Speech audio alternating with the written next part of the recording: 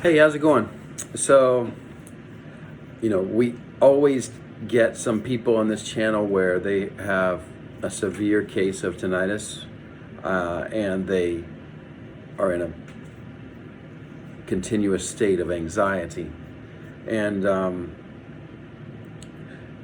there's always this dynamic of people saying that there's really no way you could do this thing called habituating to tinnitus.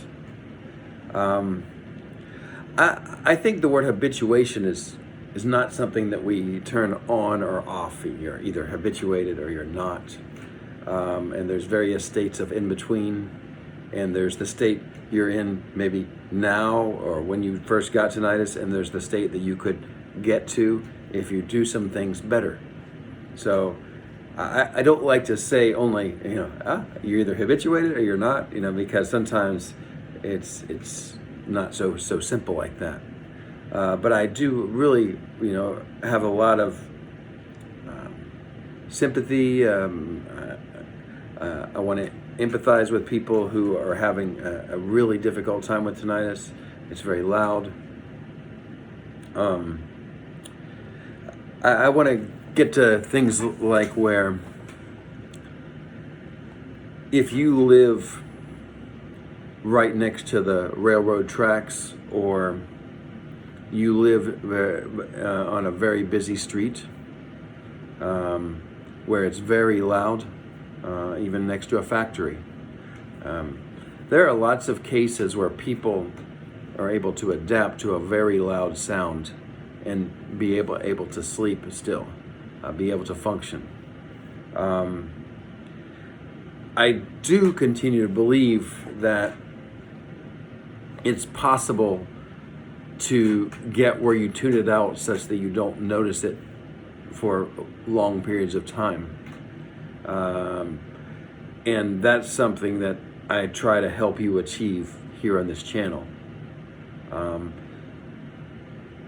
If you have been continuously living with this loud sound, it does show that you're safe, you're making it, you're getting by. And it's good to acknowledge that I'm still here. I've still got something that I can fight for. There might be a way still. And I want to really continue to mention that there are people who are in absolute panic all day.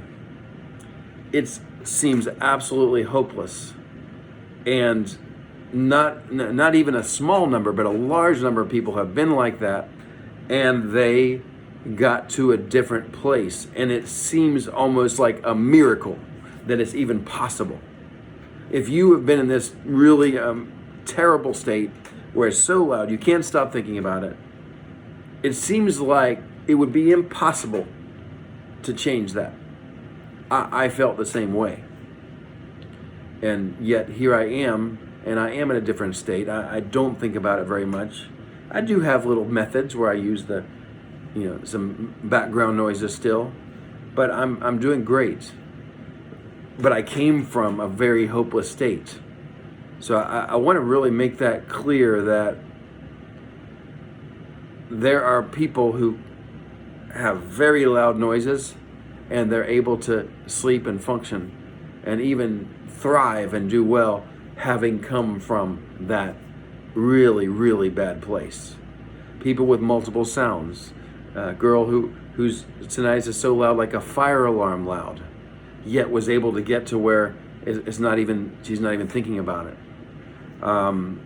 So I don't want to say that everybody's course will be the same, but I will say it is possible to train your brain away from it, train your brain to accept it, to not worry about it, to then focus the attention on other things and get better at focusing the attention on other things. And that can be one of the really hardest things to do, especially when your brain, it gets that nerve network going where it's just really, really focusing on it. And to pull yourself just an inch out of that, and just for 10 seconds or 1 minute, go through a time where you didn't think about the tinnitus at all. can be, just that small win can be really difficult. But you can get 10 seconds, you can get 1 minute. You can get where you give your brain something that it has to do, and then it does that, and it keeps doing that, and it gets better at focusing at that thing. I did drawing.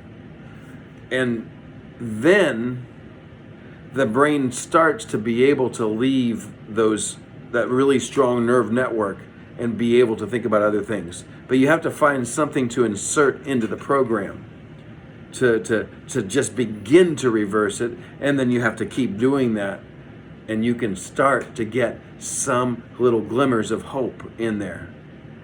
And you may not even notice it that much at first, but you've got to find something like learning a language, or drawing, or reading books, or exercising, or following some kind of a video that teaches you how to do something, and then you just try your best to do that thing. And you know you're going to keep catching yourself where you keep thinking about the tinnitus, and it's so loud and it's so awful. I mean, then you say, no, I've got to do this. I'm gonna keep following this teacher on YouTube or whatever, teaching me how to do this. This teacher online teaching me how to speak Spanish or Chinese, and I'm going to try my best to listen to this teacher and talk to them and just get involved in the conversation. I'm going to find something I'm going to draw. I'm going to focus on drawing that thing and really do my best, my absolute best to draw that thing that I'm drawing. And you can start to get 30 seconds, a minute, and you combine that with some background noises. And if you can get where you just sort of start to get up to here, it'll start to, it seems like I should make it a downhill. If you could just start to get, going down a little bit more, it'll start to pick up where it gets easier. And then you'll get where, I'm just normal sometimes. Or, a certain part of the day, or when I go to this place where there's a water in the background, and then there's water in the background and I draw while there's water in the background. I don't really hear it because of the water, and I'm drawing, and I could go for 5-10 minutes and not even think about it, Like, you got to go for those little small wins. But if you can get those small wins, it's an indicator that you can grasp more and get where you have more normal time where you're not thinking about it. So I will never, I don't even, some people hate the word habituation. Well, I don't especially like it either. I'm just here to tell you, you can get to a better place where you're able to have a better and more manageable life.